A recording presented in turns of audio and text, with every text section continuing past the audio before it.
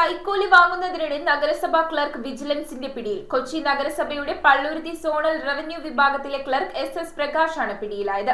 നിർമ്മാണം പൂർത്തിയാക്കിയ ഇരുനില കെട്ടിടത്തിന്റെ നിർമ്മാണ പെർമിറ്റിലുണ്ടായ അപാകത പരിഹരിക്കുന്നതിന് പള്ളുരുത്തി സ്വദേശിയായ അഡ്വക്കേറ്റ് രോഹിത്തിൽ നിന്നും കൈക്കൂലി വാങ്ങുന്നതിനിടെയാണ് പ്രകാശിനെ വിജിലൻസ് സംഘം പിടികൂടിയത്.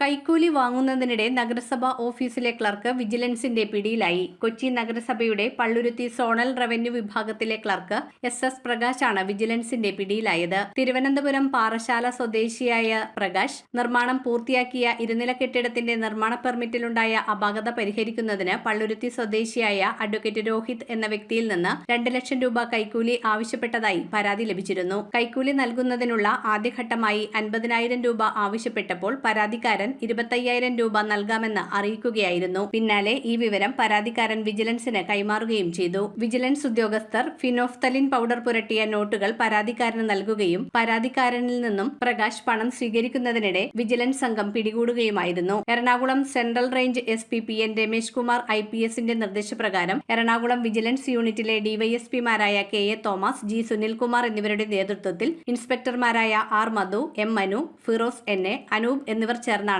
പ്രകാശിനെ പിടികൂടിയത്. News bureau, Kochi. നമ്മുടെ കുഞ്ഞോമനകളുടെ നല്ല ഭാവിക്ക് നല്ല തുടക്കം അനിവാര്യമാണ്.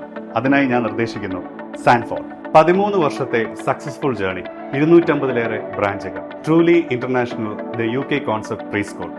സാൻഫോർഡ്. പഠനം ഇവിടെ ആരംഭിക്കുന്നു.